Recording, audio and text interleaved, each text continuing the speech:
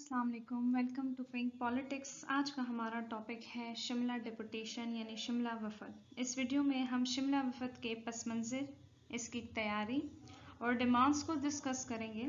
इसके अलावा वाइसरॉय का जवाब और हिंदुओं के रिएक्शन को भी ज़ीरो गोल लाएंगे और इसकी अहमियत का भी जायज़ा लेंगे कि ये शिमला डिपुटेशन जो है वो क्यों ज़रूरी है। बैकग्राउंड: मुसलमानों की जानिब से अपनी डिमांड्स को आगे बरतानवी हुकूमत तक ले जाने के हवाले से ये पहली कोशिश थी। हिंदुओं की बंगाल की तकसीम का रद्द-ए-अमल और उर्दू से चिढ़ को देखकर मुसलमान ये जान गए थे कि कांग्रेस और हिंदुओं की मौजूदगी में मुसलमानों को आला मकाम हासिल नहीं होगा। उन्हें एहसास हुआ कि इसके खिलाफ उनको मुत्तहिद होना होगा। इसके अलावा लिबरल पार्टी जो इलेक्शन जीत चुकी थी, उन्होंने भी हिंदुस्तान में इस्लाहात का ऐलान किया था, जिसको देखकर मुसलमान रहनुमाओं ने अपने मुतालबात आगे पहुंचाने को एक सुनहरी मौका समझा।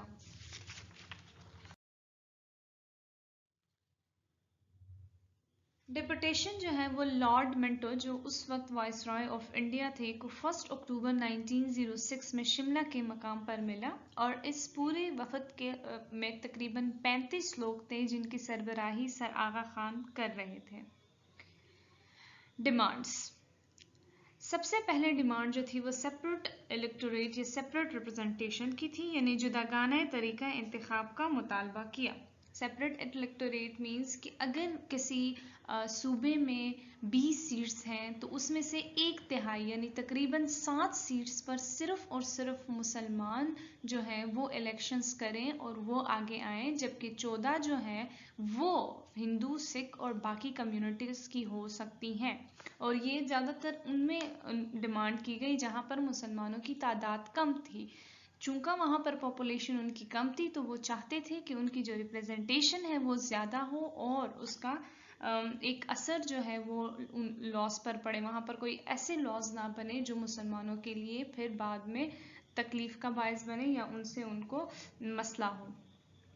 Number 2, electorate system in legislative council and legislative bodies. मुसलमानों का दूसरा मुतालबा ये था कि इस तरह का इंतखाबी निज़ाम यानी इलेक्टोरेट सिस्टम मुतारफ़ कराया जाए जिसके तहत मुसलमान लेजिस्लेटिव काउंसिल और लोकल बॉडीज़ में अपने रिप्रेजेंटेटिव्स मुंतखब करें। Demand number 3, more seats with Muslims in minority. मुसलमानों का तीसरा मुतालबा ये था कि ऐसे सूबे जहाँ पर मुसलमानों की आबादी कम है वहाँ उनको ज़्यादा सीट दी जाए, क्योंकि मुसलमानों की तारीख काफ़ी खासी अहम रही थी और इसी वजह से वो चाहते थे कि उनको ज़्यादा रिप्रेजेंटेशन मिले। Demand number 4, allocation of Muslims on posts.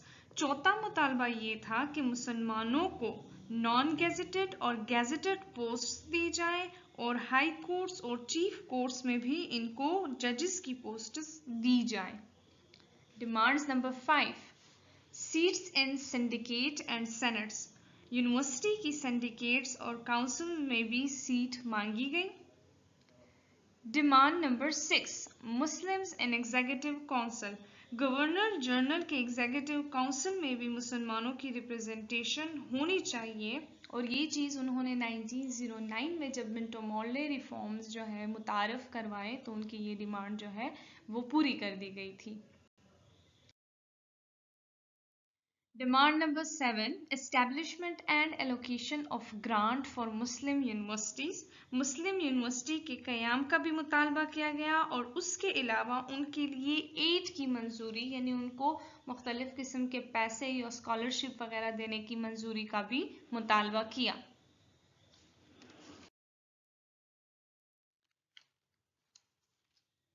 Response of viceroy. Lord Manto ने मुसलमानों के मुतालबात सुने और उनको तसल्ली दी कि उनसे जो भी हो सकता हुआ वो करेंगे। Reaction of Hindus. हिंदुओं का रद्द अमल काफ़ी चौंका देने वाला था। चौंक गए थे मुसलमान के हिंदुओं ने जब इस पर अपना रद्द अमल पेश किया। उनको मुसलमानों का ये अमल कुछ ख़ास अच्छा नहीं लगा। ایک اخبار نے یہ پروپیگنڈا چلایا کہ یہ انگریزوں کی ڈیوائڈ اینڈ رول پالیسی کا حصہ ہے، اور اس کے علاوہ یہ بھی کہا گیا کہ یہ وفد ہندوستان کے تمام مسلمانوں کی نمائندگی نہیں ہے۔ سگنیفیکنس، یہ آخر اتنا ہمارے لیے امپورٹنٹ کیوں ہے؟ Number 1، foundation of Muslim league. Shimla وفد کی وجہ سے مسلم لیگ کا وجود عمل میں آیا۔ 24 اکتوبر 1906 کو سراغا خان نے محسن وقار الملک کو خط لکھا کہ اب مسلمانوں کو ایک الگ سیاسی جماعت کی ضرورت ہے تاکہ مسلمانوں کے حقوق کی حفاظت کی جائے۔ اسی وجہ سے 30 دسمبر 1906 کو مسلم لیگ قائم ہوئی۔ Number 2، political awakening of Muslims. مسلمانوں کے سیاسی شعور کی وجہ بھی شملہ وفد ہی تھا۔ مسلمانوں نے اپنی طرف سے ایک منظم سیاسی قدم جو ہے وہ اٹھایا تھا، جس کی بنیاد پر مسلمانوں کو قومی سطح پر یعنی نیشنل لیول پر ریپرزنٹیشن یعنی نمائندگی دی گئی۔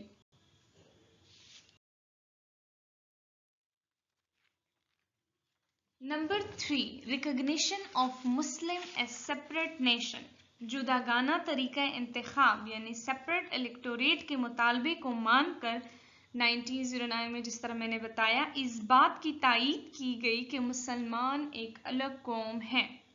Number 4، representation of Muslims in legislative council. اس کے علاوہ لیجسلیٹو کاؤنسل میں بھی مسلمانوں کی نمائندگی یقینی ہو گئی۔ Thank you so much.